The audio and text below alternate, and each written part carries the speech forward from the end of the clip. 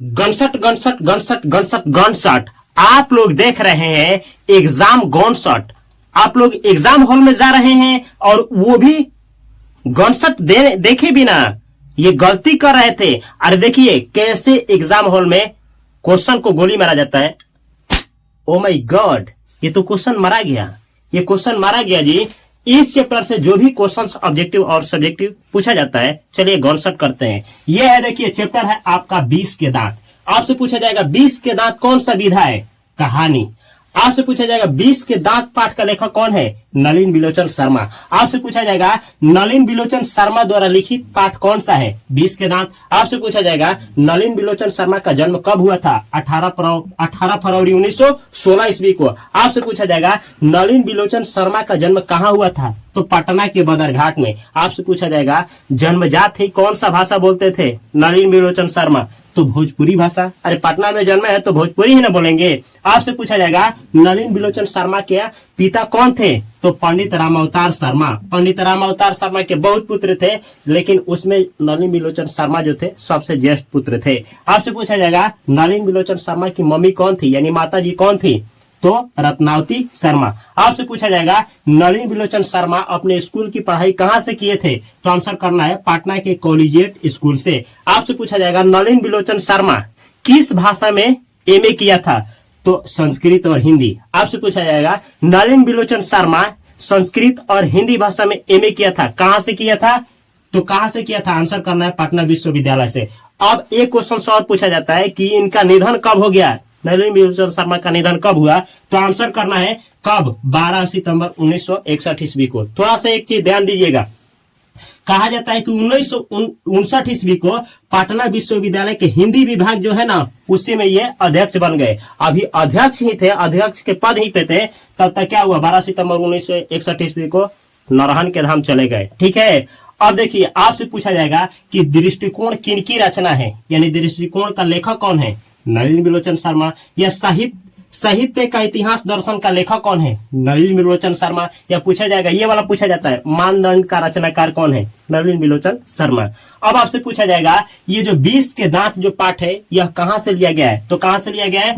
20 के जो पाठ है, ये जो 20 के दांत पाठ है यानी जो कहानी है, यह लिया गया है 20 के दांत तथा अन्य कहानियां से।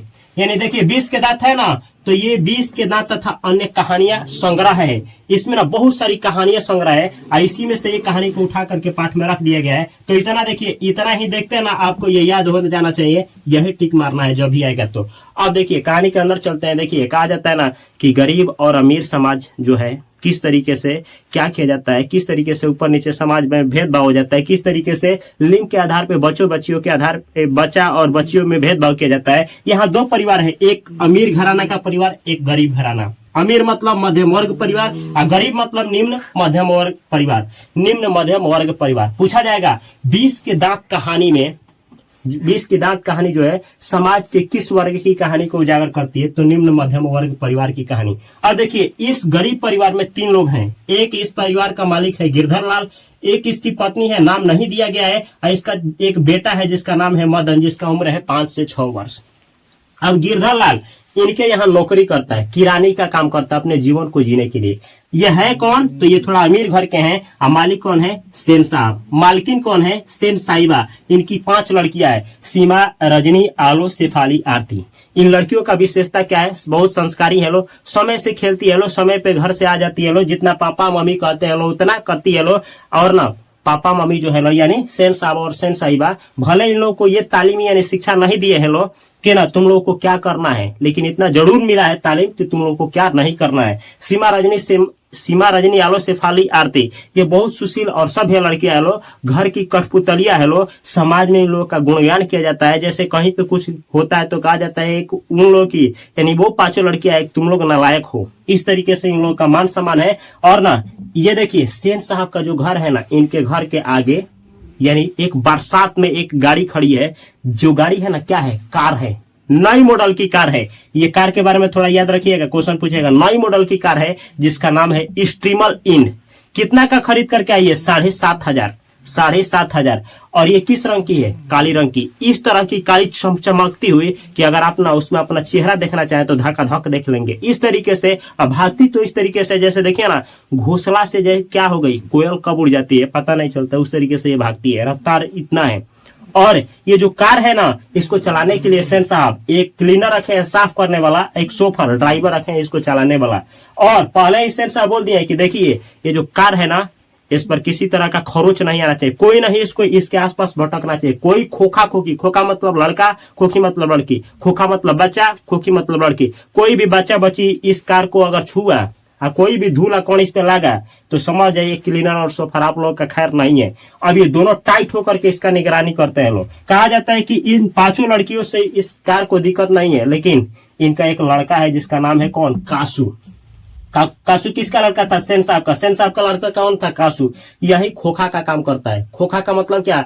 बोले थे खोखा खोखी, जो गाड़ी को छुएगा वही खोखा खोखी। तो कासू ही कौन होता है? खोखा, यानी कासू ही गाड़ी को छूने वाला होता है। इस कार पे किसी को खरोच मारने वाला है कोई को है दिक्कत इस कार से, तो किसका है? कासू का। कासू ही इसका ना टायर पंचर करता है, कोई मरकरी जैसा बत्ती फोड़ता है, रिपेयर करता रहता है। कासू ही इसको कुछ भी दिक्कत करता है। और कासू जो है ना, घर और जीवन के नियम में क्या है? अपवाद है। आपसे पूछा जाएगा कि ना घर और ना जीवन के नियम में कौन अपवाद था? कासू। कासू या खोखा किन नियमों में अपवाद था? तो घर और जीवन के नियम में अपवाद था। ऐसा क्यों कहा गया है? तो ऐसा इसलिए कि देखिए इन लोगों के लिए, 5 लड़कियों के लिए क्या किए सेन साहब ना, अलग दृष्टि से खेलने की व्यवस्था अलग, पढ़ाई का शिक्षा अलग, जीवन जीने का तरीका और है अलग तरीके से, आकाशु का अलग तरीके से किया गया है। सोच लीजिए किस तरीके से न सेन साहब के परिवार में लिंग भेदभाव किया जा रहा है। देख लीजिए एग्जाम में आता है इसी तरीके से। और ये जो कासू हैं इनका उम्र पूछे तो 5 वर्ष। सेन साहब चाहते हैं कि जब बड़ा होना तो ये बिजनेसमैन या इंजीनियर बने, लेकिन कुछ लोग कहते हैं ना जब 5 साल का हो गया तो कुछ लोग कहते हैं सेन साहब सुनिए ना, ये जो आपका लड़का है ना इसका किंडरगार्टन स्कूल है उसमें नाम लिखवा दीजिए। सेन साहब ऐसा मानने वाले नहीं है, लेकिन सेन साहब के पास एक घर है, ड्राइंग रूम है, भड़कीला ड्राइंग रूम, जिसमें मीटिंग करने के लिए बहुत इनका दोस्त यार चले आते हैं लोग। एक बार मीटिंग होता है, बहुत महोदय आए होते हैं लोग, मीटिंग चल ही रहा होता है, अब उसमें कुछ बात नहीं मिलता है तो यही टॉपिक छिड़ जाता है कि किसका लड़का क्या करेगा। अब सेन साहब लाते हैं अपना चैप्टर, कहते हैं तो सुना ना हमारा लड़का तो अरे कुछ नहीं करेगा, बड़ा होगा तो उसको बिजनेसमैन या ना इंजीनियर बनाएंगे अपने ही तरह। ठीक है, अब बनाएंगे नहीं, बना रहे हैं। अरे कारखाना का बढ़ई मिस्त्री को बुलाए, 1 घंटा आता है, ठोक ठाक सिखाता है, चला जाता है। पढ़ाई फिजूल का ना चीज है जी। हम भारतीय जो हम हिंदुस्तानी है ये समझते थोड़े हैं। इस तरीके से अगर वो सीखेगा तो रोज सीखेगा तो उसका हाथ है ना जो बैठ जाएगा। ठीक है, अब इसमें सुन करके सब लोग हका बका रहता है लोग। उस पर ना होता क्या, एक पत्रकार महोदय आए होते हैं, इनका एक लड़का छोटा सा होता है, अब बहुत टैलेंट, बहुत ना समझदार होता है। कोई उसी में से इनका पत्रकार महोदय के लड़के का तारीफ कर देता है कि आपका लड़का पढ़ता है क्या, बड़ा होशियार है, बड़ा समझदार है। अब इस पर इनसे रहा नहीं जाता है। सेन साहब उठ करके पहले हम अपने लड़के को इंजीनियर बनाएंगे। अब सब कोई कहता है लोग गजब का आदमी है। अब तब बोलते हैं लोग, सब कोई पूछता है पत्रकार महोदय आप बतलाइए आप अपने लड़के को क्या बनाएंगे। ये उठते हैं कहते हैं हम अपने लड़के को कुछ बनाए या ना बनाए, उसको कुछ दे या ना दे, लेकिन एक चीज है ना कि अपने लड़के को जेंटिलमैन बनाएंगे। जेंटिलमैन मतलब क्या है, एक ईमानदार लड़का बनाएंगे, एक ईमानदार आदमी बनाएंगे। इस पर इनसे सहा नहीं जाता है, रहा नहीं जाता है और करके रह जाते हैं। इतना ही नहीं है, आगे क्या होता है सुनिए ना। तब तक ना बाहर आवाज सुनाई देता है, कुछ आवाज सुनाई देता है तो सेन साहब घर में से उतर करके बाहर निकलते हैं। इस पर देखते हैं कि ड्राइवर जो है ना एक पत्नी से उलझ गया है। एक पत्नी को, ये नहीं की पत्नी होती है, पत्नी से उलझ गया है। और ना ये जो पत्नी है ना एक बच्चे को क्या कर रही है, खींच रही है। अब बच्चा कौन होता है, यही 5-6 वर्ष का बच्चा जो है खींच रही है, यानी मदन को खींच रही है। हुआ क्या होता है कि ना तब तक ये चले जाते हैं सेन साहब। अब जाते हैं तो ड्राइवर आता है, कहता है देखिए ना साहब, ये जो है ना ये औरत जो है मुझसे उलझ रही है। अरे ये जो बच्चा है यानी मदन है, ये जो मदन है ना गाड़ी को छू रहा था तो हमने हटा दिया कि गाड़ी गंदी हो जाएगी। इस पर ये जा करके हमसे क्या करें, उलझ रही है।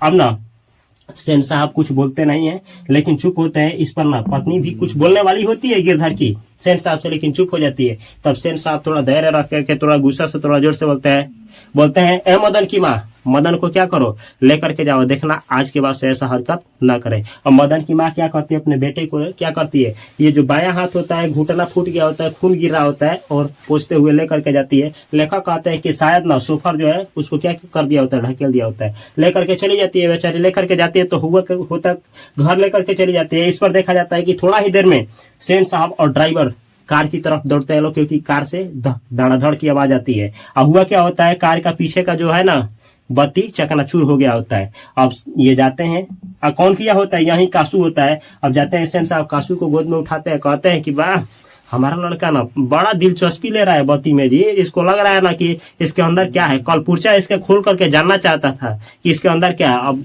सब लोग रूम से निकल करके आते हैं बाहर, देखते हैं कि ओ इन्हीं का लड़का है जो ऐसा काम किया है। अब इस पर होता क्या है कि इस पर ना ये मुखर्जी साहब होते हैं, देखिएगा मुखर्जी साहब का ना कार लगा होता है जिस पर कोई खरोच नहीं आता है। तो ये ना अपने परिवार को लेकर के चले जाते हैं। एक होते हैं कौन, याद रखिएगा, ये मुखर्जी साहब का कार कुछ नहीं हुआ होता है। तो मुखर्जी साहब कुछ अपने रिश्तेदारों को और पत्रकार महोदय को अपने गाड़ी में बैठा करके रवाना हो जाते हैं। एक होते हैं मिस्टर सिंह जो होते हैं ना, ये इनको सेन साहब को नमस्कार करते हैं, अपने गाड़ी में घुसते हैं बैठने के लिए कि अब हम जाएं। देखते हैं कि इनका आगे का गाड़ी का चक्का जो है ना पंचर हो गया है। इस पर मिस्टर सिंह बतलाते हैं इनसे। सेन साहब क्या करते हैं, सोफर यानी ड्राइवर को बोलते हैं कि क्या करो भाई, वो चक्का बदलो, हवा ठीक ठाक करो, और ना तब तक लॉन होता है, घास का मैदान, उसमें कुर्सी लगाओ, हम लोग बात करते हैं। इस पे इनमें मीटिंग चलता है। तब तक होता क्या है कि ना ये सोफर जो है चेक कर लेता है, चेंज कर देता है अगला चक्का। उसके बाद पीछे से पता चलता है कि पीछे वाला भी क्या है, पंचर है। तो बोलता है आकर के ड्राइवर बोलता है सेन साहब से कि सर पीछे वाला भी चक्का क्या है साहब, खत्म हो गया है। तो चेंज किया जाता है। उसके बाद इन लोगों का मीटिंग चल रहा होता है। सेन साहब बतलाते हैं ये सब कारनामा मेरा लड़का ही किया है, क्योंकि मेरा लड़के को दिलचस्पी है इंजीनियर बनने में। इस तरीके से ये भी रवाना हो जाते हैं, सब लोग चले जाते हैं। कुछ देर बाद क्या होता है, सेन साहब बुलाते हैं किसको, गिरधर को। अब बोलते हैं तुम्हारा लड़का जो है ना उसको देखो बिगड़ रहा है, ठीक है। अरे वो क्या, एक तो गाड़ी को छूने जा रहा था, ड्राइवर उसको हटा दिया तो उसको मारने जा रहा था, वो भी मेरे आंख के सामने। ऐसे ही लड़के आगे जाकर के गुंडा चोर और डाकू बनते हैं। क्या बनते हैं, गुंडा चोर और डाकू। पूछा जाएगा ऐसे ही लड़के आगे चल करके गुंडा चोर और डाकू बनते हैं। कौन बोला था, सेन साहब। किसको बोले थे, मदन को बोले थे। किसके सामने बोले थे, गिरधर लाल के सामने बोले थे। अब गिरधर लाल कहता है जी हजूर, किसी इसका आदत होता है, बोलता है जी हजूर। और ना कुछ बोलने के बाद सेन साहब कहते हैं तुम जाओ। गिरधर लाल चला जाता है। रात का समय होता है। और थोड़ा ध्यान से सुनिएगा, ये है किनका, ये है इनका घर। किनका, अरे वही सेन साहब का। इसका साइड में ही यानी आउट हाउस होता है किनका घर, इनका घर। अब रात को गिरधर लाल अपने लड़के को, किसको, मदन को मारता है। ले दनादन जब मारता है ना, मदन लगता है चिल्लाने। यह आवाज इनके घर में जाता है और सुनती है सेन साहिबा, कहती है बहुत अच्छा कर रहा है वो। अरे वो उसकी पत्नी है ना गिरधर लाल की, वही उसका मन चढ़ाइए। गिरधर लाल बहुत अच्छा है, वो मारेगा ना तो सुधर जाएगा, ठीक है, ऐसे कहता है। कम वक्त कहीं की कौवे की तरह काव काव कर रहा है। इसको, किसको, मदन को। कम वक्त कहीं का कौवे की तरह काव काव कर रहा है। भिखारी कहीं का, मेरा जो लड़का है कासू उसका बराबरी करता है। कौन बोलती है, सेन साहिबा बोलती है। और ना इस तरीके से बेचारा रात को गला फंस जाता है, रोते रोते। अब रुदन रुक जाता है, आवाज आना बंद हो जाता है, सो जाता है। उस दिन तरह हो जाता है। अगले सुबह का आ जाता है। अगले शाम जब होती है ना, ये मदन गया होता है एक गली में खेलने के लिए, जहाँ गरीब लड़के ही खेलते हैं, लट्टू नचा रहे होते हैं। इसी में जाकर के ये भी नचाता है। उस पूरे गरीब टोली का यानी पूरे गरीब लड़के लोगों का नायक यही होता है। पूछा जाएगा 20 के दांत कहानी का नायक कौन था, मदन। अब ये लट्टू नचा रहा होता है। यानी कहिए कि देखिएगा कौवा क्या होता है, झुंड में होता है। तो कौवे के झुंड में कौवा मदन भी होता है। तब तक ना हंस के रूप में कासू आता है, आकर के कहता है मैं भी खेलेगा। क्या कहता है, मैं भी खेलेगा। लट्टू दो हम भी खेलेगा, कहता है लट्टू दो हम भी खेलेगा। अब मदन कहता है अबे जा तू भी खेलेगा, लट्टू है तेरे पास कि तू भी खेलेगा, जा अपने बाबा के कार पे क्या कर बैठ। कौन बोलता है, मदन। इतना जब बोलता है तो कासू जो होता है ना, इसे रहा नहीं जाता है। अरे तो अपने बहन को मारता रहता है, कल क्लीनर सोफर को मारता रहता है, हाथ फिरा रहता है इसको मारने का। एक गुस्सा रसीद कर देता है मदन को। कौन, कासू। अब मदन कहाँ को रुकने वाला, गुंडा डाकू। बोलिए, गुंडा चोर और डाकू मदन कभी रुकेगा जी। अब इससे रहा नहीं जाता है। और ना कोई लड़का नहीं आता है, सब लड़ाई देखता है लोग और उठता है। ले दानादन जब बरसाता है ना, तो लेखक को भी कुछ कहने को मिल जाता है। लेखक कहते हैं कि हंस कौवे की जमाड़ में आने के लिए क्या हो गया, ललक गया। जब ये आने को चाहता है तब, और जब बरसात होती है मारपीट, तब क्या कहते हैं, लेखक कहते हैं कि यह जो लड़ाई है हड्डी और मांस के बीच की लड़ाई है। हड्डी मतलब गरीब और मांस मतलब अमीर, यानी हड्डी और मांस के बीच की लड़ाई है। लेखक कहते हैं यह जो लड़ाई है गली का कुत्ता, गली में कौन आता है मदन, गली का कुत्ता और बंगले का पीला, देखिए बंगला पीला में रहता है, गली का कुत्ता और बंगले के पीले के बीच की लड़ाई है। लेखक बोलते हैं, कहते हैं कि अक्सर देखा गया है ना कि जब महल वाले झोपड़ी वाले में लड़ाई होता है तो महल वाले की जीत हो जाती है, क्योंकि समझदार लोग होते हैं, बड़े लोग होते हैं, लड़के लोग नहीं होते हैं। तो सोचते हैं बड़े लोग कि चलो भाई पिटा जाओ, ठीक है, अमीरों से लड़ा जाएगा, केस उस कर देगा, फौजदारी कर देगा, दिक्कत हो जाएगा। लेकिन यहाँ कोई डर नहीं है, यहाँ तो सब छोटी मोटी बच्चों की मंडली है। यहाँ तो जो लड़ाई हुआ सो हुआ, और इस टोली में जीत किसका होता है, गरीब का ही होता है। मार करके उनका बत्तीसी बाहर कर दिया होता है, रात को माई रे माई करते हुए भाग जाते हैं, मतलब शाम को, और ये जाता है घर कितना बजे, 8-9 बजे रात को। जा करके कहाँ जाता है सबसे पहले, तो खाने वाला रूम में जाता है, रसोई घर में। उसके बाद खाने से पहले देखता है कि हमारे मम्मी पापा जो है सोने वाला घर में क्या कर रहे हैं लोग, तो सुनता है कि आवाज कुछ बात हो रहा है मेरे बारे में, तो नहीं। इसके बाद क्या करता है, जाता है भर पेट खाता है, खा करके फिर सुनता है तो सुनाई देता है ना कि मम्मी कुछ बोली है, तो मम्मी बोली है तो नहीं सुनाई देता है इसको। लेकिन पापा बोलते हैं अरे भाई बोले तो कि आज मालिक बोले ना कि क्या करो, आज के बाद से मेरा रूम छोड़ दो, आकर के जितना तनख्वाह हुआ क्या होना अपना आकर के ले लेना, ठीक है। अब इतना सुनता है कौन, मदन। तो कहता है मेरे बारे में कुछ बात नहीं हो रही है, चलते हैं सोने। अब जाता है बरामदा में, चारपाई रखी होती है सोने के लिए, तब तक लोटा रखा होता है, टकरा जाता है, तब तक इनका पिता और मम्मी आ जाते हैं लोग। अब ना पिता छोटी सी गलती पे मदन को बहुत मारते हैं, तो अब सोचता है बाप रे, तो मालिक के लड़का का ही धो दिए हैं, आज तो मेरा बाप नहीं रहेगा। लेकिन बाप आते हैं पूरा गुस्सा में, अभी बेचारा ऐसे करके खड़ा होता है। अब पता नहीं क्या होता है, बाप प्यार से गले लगाते हैं, बेटा को चूमते हैं। अब ये खुशी के मारे पागल हो जाता है कि बाप को हो क्या गया है। अब बाप बोलते हैं कि शाबाश बेटा, एक तेरा बाप है कि गाली सुनने के बाद भी दूसरे का नौकर करता है, एक तू है कि आज मौलिक का ही लड़के को क्या किया, बत्तीसी बाहर कर दिया, यानी दो दांत क्या किया, बाहर कर दिया, हा हा हा। और चैप्टर हो जाता है समाप्त। अगर गॉन शॉट अच्छा लगा है ना तो इस चैनल को सब्सक्राइब करके बेल आइकन की घंटी को दबाएं, और उनके पास नहीं शेयर करिएगा ना तो धोखाबाजी ही होगी। मैं मिलता हूं अगले वीडियो में बेहतर कंटेंट के साथ। 24 चैप्टर का गॉन सेट यहाँ है, अवश्य देखें। और फेसबुक इंस्टाग्राम पे भी ज्वाइन करें मेरा page fast coaching centre by Upendra sir का चैनल।